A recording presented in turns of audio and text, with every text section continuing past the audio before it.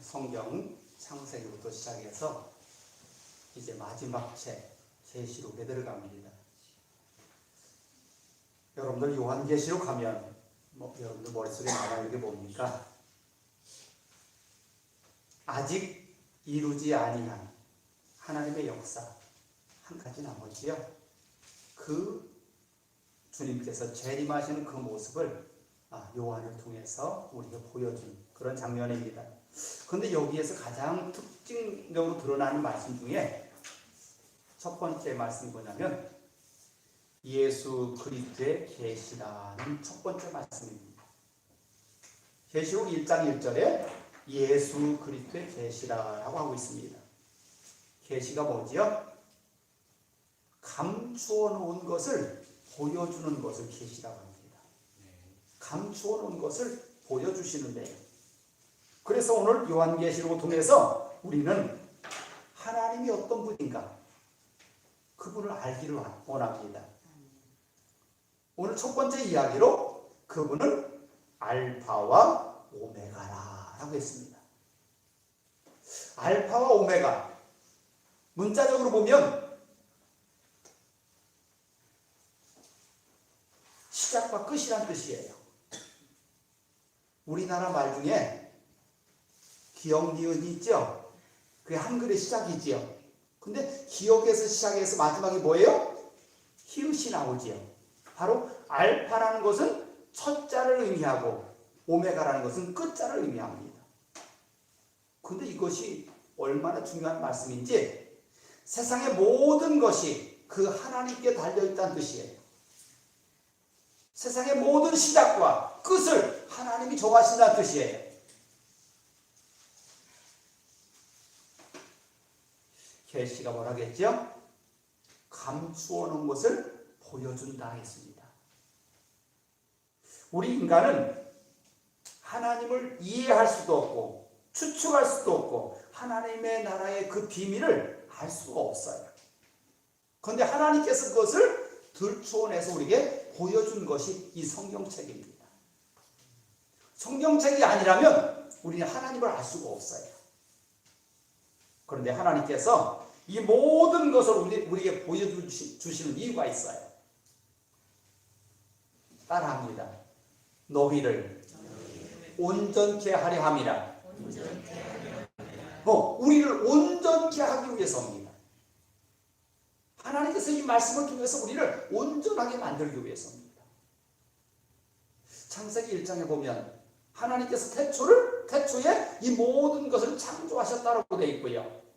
마지막으로 창조한 게 뭡니까? 아담과 하와지. 사람을 만드셨대요. 그런데 그 하나님께서 사람을 만들 때 모델을 썼어요. 그 모델이 뭐예요? 하나님이에요. 하나님의 형상대로 만들었다 했습니다. 그러니까 우리는 하나님의 형상대로 만들어진 존재예요. 그리고 얼마나 소중한지 이 세상 모든 것을 내가 너에게 맡기겠다고 하셨어요. 다스리는 자예요. 세상의 모든 것을 다스리는 거예요. 그런데 사람들이 너무나 우매해서 하나님께서 다스리라 한 그것들을 뭐하고 있어요? 숭배하고 있어요. 태양을 숭배하고 달을 숭배하고 별을 숭배하고 엄청나게 큰 바위가 있으면 그 밑에서 절하고 어디 가면 원숭이를 숭배한대. 어디 가면 소를 숭배한대. 이렇게 우매한 짓을 범하고 있어요. 그것이 다 우매한 것이라고 어디에 써 있어요? 성경에 써 있어요. 너희들은 그것들보다 더 귀한 존재로 내가 만들었다는 거예요. 그게 창조의 비밀이 거기에 써 있어요. 우리가 보지 못하고 듣지 못하고 생각하지도 못한 그 모든 일들 하나님은 성령을 통하여 우리에게 알게 하려고 이걸 기록하셨어요. 그래서 이 말씀이 우리에게 세상을 이길 수 있는 능력과 권세가 되는 말씀이 되는 거예요. 우리를 온전케 하려고 이 말씀을 주셨어요. 그럼 하나님께서 이 모든 말씀을 다 연결해 보니까 딱 한 가지 말씀으로 연결되어 있어요. 뭡니까? 예수 그리스도의 세계라. 예수 그리스도의 세계래요. 그래서 오늘 첫 번째 1절의 말씀이 예수 그리스도의 계시다라고 되어 있어요. 하나님께서 예수님을 통해서 이 땅에 하나님의 온전하심을 이루려고 합니다. 그래서 예수님의 이야기를 숨겼다가 모든 걸 밝혀낸 이야기가 바로 사복음서에 나오지요.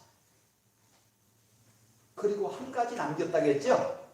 뭡니까? 예수님께서 가시면서 내가 너희들에게 보인 이 모습으로 다시 올 거다.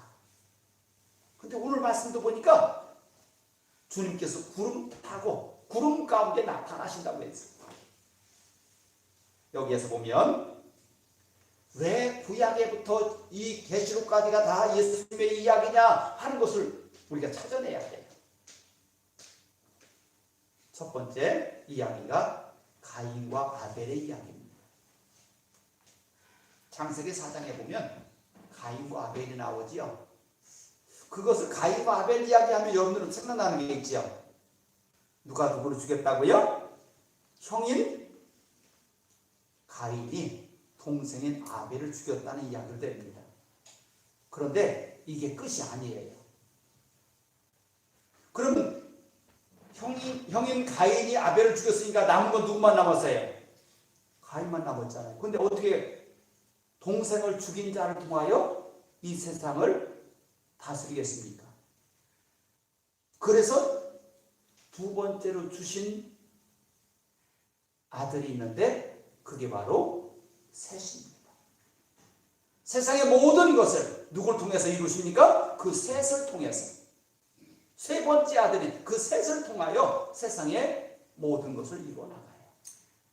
이것을 보면 하나님은 죄인을 통하여 세상을 이루는 것이 아니라 하나님께서 택한 자를 통하여 세상의 모든 것을 이루는 걸 봅니다.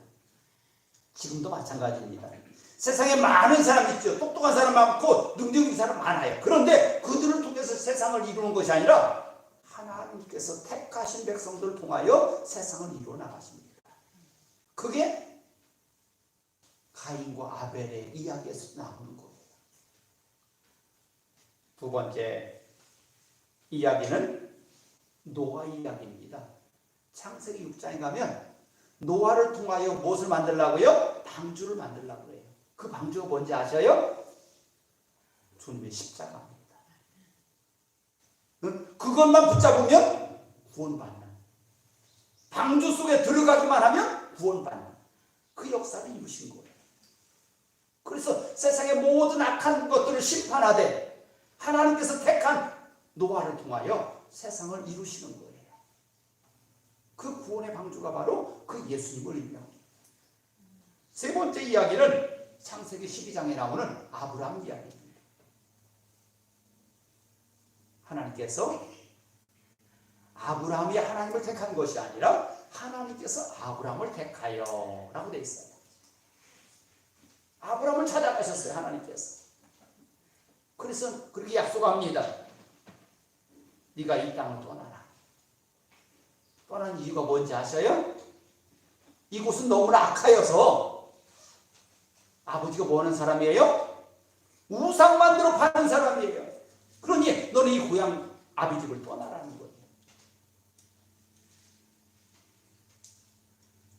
그런데 하란까지 갈 때는 아버지도 같이 동행했어요.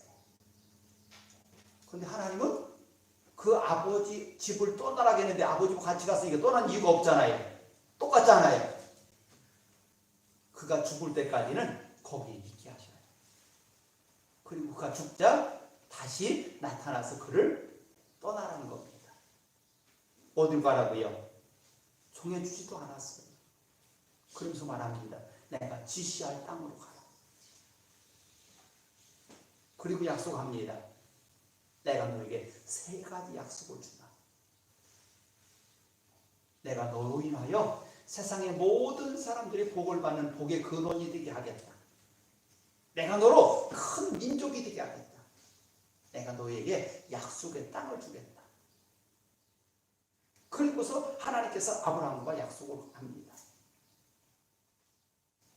그 약속을 확증하는 장면이 100살에 얻은 이삭을 모리아산에서 드릴 때입니다. 하나님께서 이삭을 잡아서 하나님께 드린다고 할 때에 하나님께서 다급하셨어요. 아브라함아, 그 아이에게 손대지 마라. 그리고서 옆에 있던 무엇을 숲풀 속에 있는 양을 갖다가 잡아서 하나님께 드리고 그 이삭을 데리고 내려옵니다. 그 이삭이 뭐예요? 하나님께 드려진 거잖아요. 그를 잡으려다가 하나님 잡지 말라겠잖아요. 누가 죽었어요? 양이 죽었어요. 그 양이 바로 예수님이시죠. 예수께서 죽어서 그를 살려낸 것이 바로 이삭입니다. 근데 그 이삭은요, 자기가 지금 죽으러 가잖아요. 산 꼭대기로 지금 죽으러 가는데 그 장작을 누가 지고 가요? 이삭이 지고 가요. 골고다 언덕에 십자가를 지금 누가 지고 가요? 예수님이 지고 가잖아요. 예수님이 자기가 매달린 그 십자가를 지고서 그 꼭대기까지 올라가잖아요.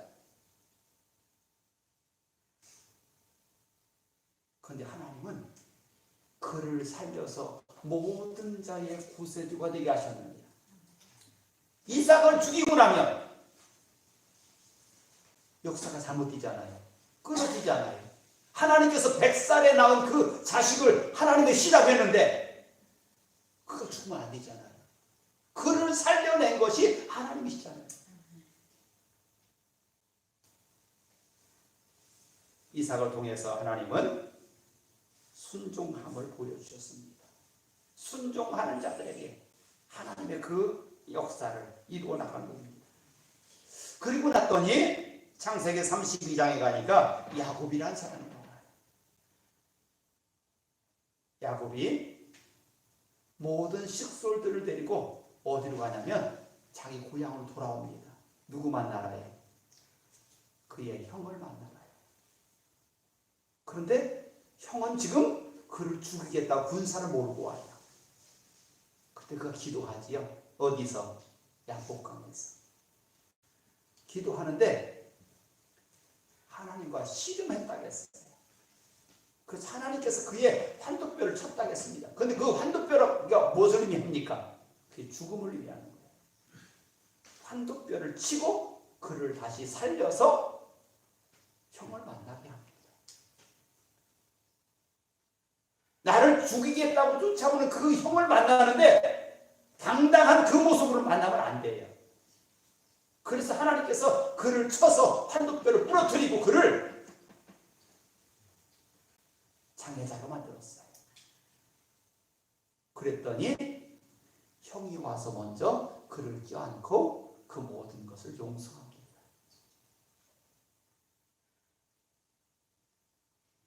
기도하던 그가 기도했기 때문에 형을 잘 만난 게 아니라 하나님께서 그를 쳐서 복종시켰더니 그가 하나님께서 보시기 아름다운 그 모습으로 변한 거예요. 그리고 그의 이름을 바꿔줍니다. 뭐라고요? 이스라엘입니다. 이스라엘은 승리란 뜻이거든요. 야복강에서 그가 환도뼈가 부러지고 죽었는데 어떻게 승리입니까? 따라합니다. 내가 죽어야 산다. 내가 죽으면 하나님이 살리셔요. 야곱이 죽었더니 하나님께서 이스라엘이 되게 하셨어요. 우리도 마찬가지거든요. 내가 죽어야 하나님이 나를 통해서 이루실 그 일들이 이제 보이는 거예요. 내가 죽어야 돼요. 이게 야곱입니다. 이제 여러분들에게 내가 죽고 승리의 이름 이스라엘이 되길 바랍니다. 이 사명자예요. 이스라엘은 사명자예요. 창세기 37장에 가면 요셉이 나옵니다. 요셉의 시작은 어머니가 그의 동생 베냐민을 낳다가 죽으면서 이제 그는 어머니가 없는 상태로 자랍니다. 그러니까 아버지는 안쓰러워서 그 두 아들을 더욱 사랑합니다. 그로 인하여 형제들이 그를 시기하기 시작합니다. 모든 시기를 다 받았어요. 그래서 어떻게 했다고요? 그를 죽이려고 합니다. 아버지가 요셉아, 형들이 양들을 데리고 갔는데 거기에 가서 먹을 것도 갖다 주고 소식 좀 알아와라 하면서 보냈습니다. 그랬더니 그들이 찾고 찾아서 그를 만났는데 그들은 뭐라고 합니까? 야, 저기 꿈꾸는 자가 온다. 저를 죽여서 그 꿈이 이루어지나 보자 한 것이 형들의 마음이었어요. 그런데 그 형들 중에 하나가 죽이지는 말자. 저기 애굽의 상인들이 있으니 그들에게 팔자. 그래서 형들의 손에 팔려간 자가 바로 이 요셉이지 않습니까? 그런데요, 하나님은 그 요셉을 통하여 이스라엘 역사가 바뀌게 합니다. 그가 나중에 애굽의 총리가 되어서 온 세상에 7년, 6년이 될 때에 그 백성들을 아버지를 초대하여 모두 형제들 초대하여 애굽에서 평안한 삶을 살게 합니다. 근데 그 삶이 문제가 아니에요. 하나님의 약속이 문제예요. 지금 요셉을 통해서 하나님은 어떤 역사를 쓰고 있어요? 내가 너로 인하여 큰 민족이 되게 하리라 할아버지 아브라함에게 약속했던 그 약속을 이루려고 하는 겁니다. 저들은 몰랐지요. 그런데 요셉이 죽을 때가 되니까 이 백성들이 너무나 숫자가 많아지는 거예요. 그래서 바로가 이제 안 되겠다. 저들이 숫자가 많아지면 나중에 외군들이 쳐들어올 때에, 외적들이 쳐들어올 때에 저들이 그들과 합세하면 우리가 큰일 난다. 그러니 저들이 낳은 자 중에 남자는 제거하자. 그래서 어떻게 됐어요? 아들을 낳으면 죽여라는 왕명이 떨어집니다. 그런데 그 속에서 하나님은 누구를 세우셔요? 모세를 세우셔요.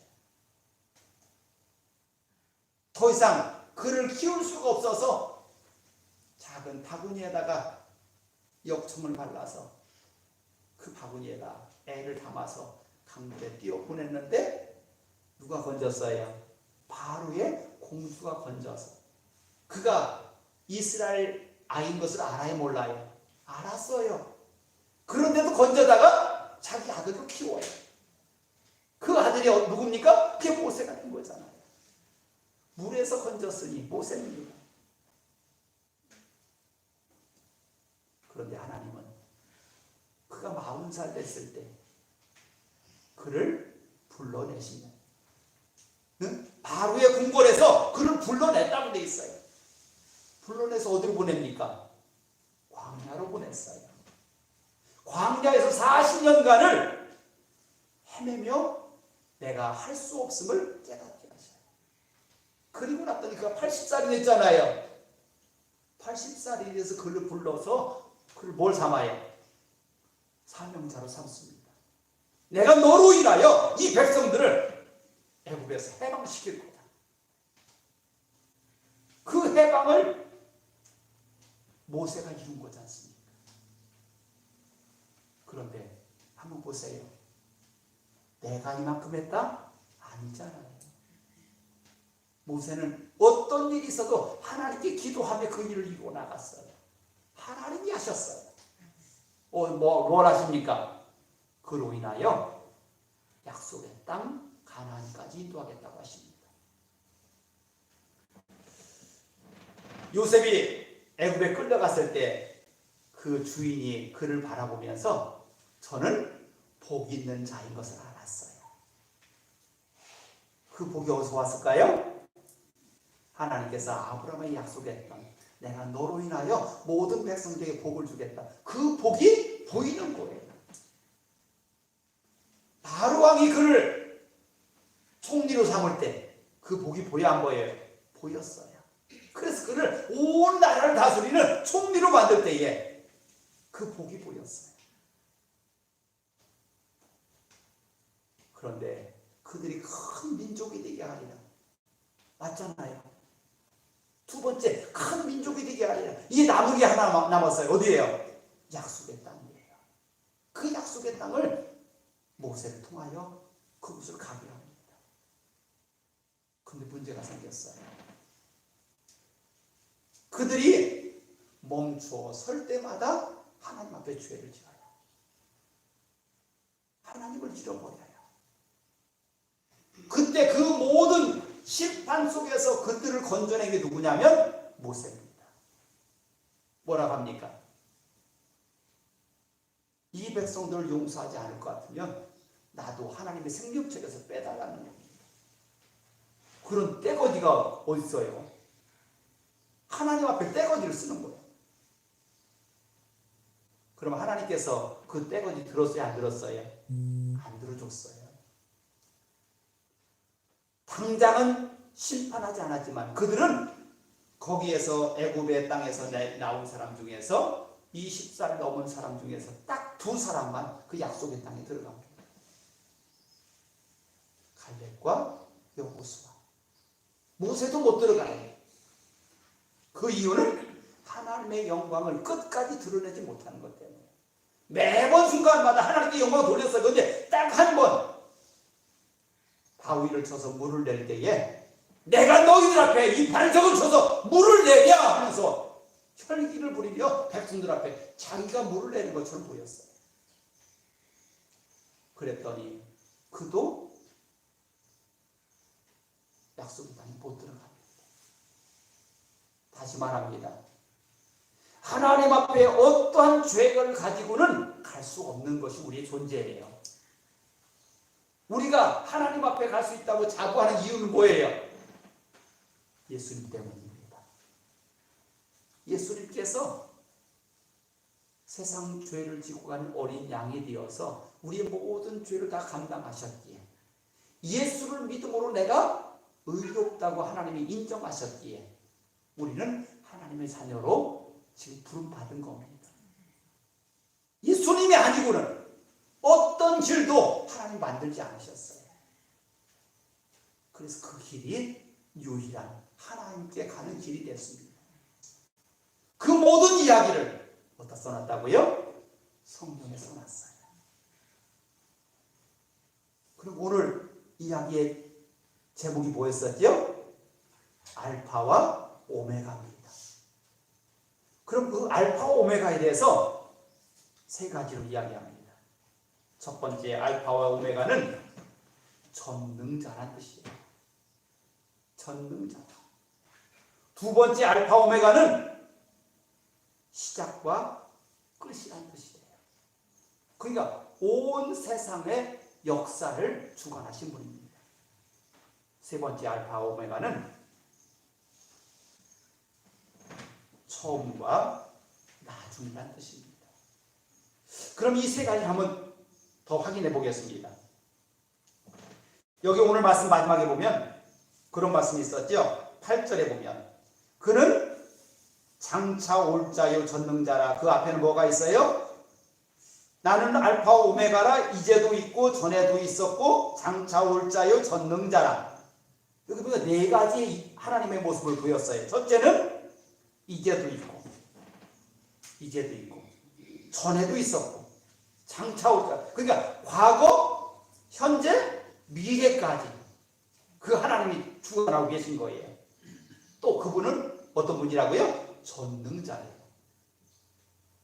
그분은 못하시는 게 없대요. 그래서 그분을 우리는 뭐라고 합니까? 전지전능하신 하나님이라고 얘기합니다. 응? 못하시는 게 없고요. 어느 곳에나 계신 분이 전지전능이에요.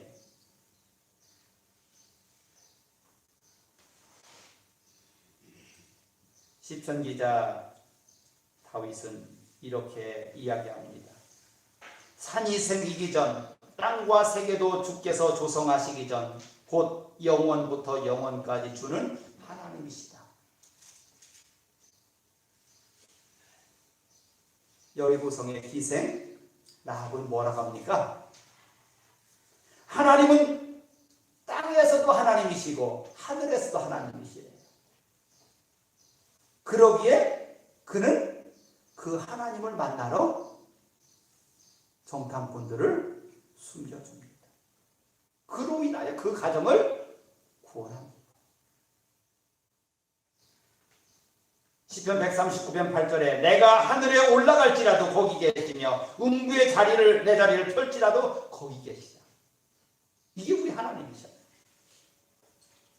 그러기에 세상의 모든 시작과 끝까지 관여하시는 분이 바로 알파와 오메가의 하나님이십니다.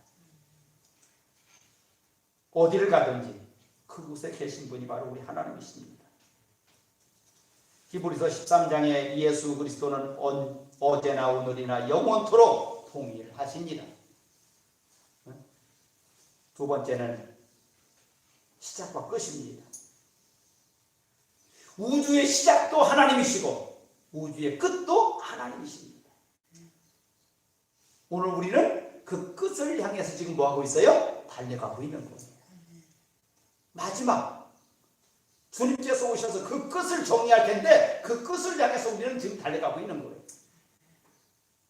창세기 1장에 태초에 천지를 창조하시니라 부터 시작해서 주님께서 오셔서 이 땅의 모든 것을 온전케 하신다고 했잖아요. 그 창조 때 만들었던 그것을 다시 회복하는 게 바로 주님께서 오시는 그 날이에요. 그를 믿는 자는 찬송 부르며 그를 맞이하지만 그를 믿지 않는 자는 어떻게 한다고요? 두렵고 떨림으로 그를 맞이할 거다. 그런데도 그를 받아들이지 못해. 뭐와 같냐면 하나님께서 노아 방주에 들어가라 할 때에 듣지 않던 그들과 똑같아요. 소돔과 고모라를 멸망시킬 때 노색이 뭐라고요? 저들에게 이야기를 전해라. 그때 뭐라고 해요? 그들이요? 농담으로 여겼대요. 근데 심판이 왔잖아요. 하나님께서 우리를 시작과 끝을 하나님이 정하신 것을 믿으시기 바랍니다. 히브리서 12장 2절에 그리스도는 믿음의 주요 온전케 하시느니라 라고 했습니다. 우리를 택하신 분도 하나님이시고 독생자를 보내신 분도 하나님이시고 그 죄를 씻어주신 분도 하나님이십니다. 우리의 인생을 이끌어 가시는 분도 하나님이십니다. 그러기에 만물의 시작과 끝을 정하신 분이 하나님이셔요.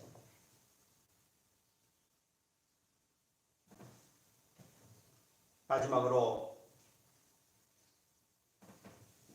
시작케 하신 분도 하나님이시고 끝나게 하신 분도 하나님입니다. 처음과 끝이 온전케 하실 분이 하나님이시다. 에베소 교회를 향해서 하나님께서 하신 말씀이 있어요. 다 칭찬했는데 마지막에 이 말씀을 하셔요. 처음 사랑을 잃어버렸다. 그럼 무엇을 못한 거예요? 오늘 말씀 중에서 보면 오메가를 못한 거예요. 알파는 잘했어요. 시작은 잘했어요. 그런데 오메가까지를 지키지 못했어요. 다시 말하면 우리의 신앙이 시작을 잘했다고 해서 끝까지 가는 게 아니란 뜻입니다. 근데 하나님 앞에 칭찬받을 만한 사람은 뭐한 사람이에요? 시작 잘한 사람? 아니죠. 오메가를 잘한 사람. 끝까지 잘 견뎌내고 착하고 충성종이라고 칭함받아야 돼요. 그게 우리가 지금 맞이한 우리의 신앙이에요. 끝까지 착하고 충성된 종이라고 칭함받아야 돼요. 이게 오메가입니다. 처음 사랑을 잃어버렸다고 에베소 교회를 향해서 책망하면서 이렇게 말합니다. 어디서 잃어버리는지 찾아라. 네가 그 사랑을 언제 잃어버렸는지 찾아내라는 거예요. 그래야 그것을 회복할 수 있다는 거예요.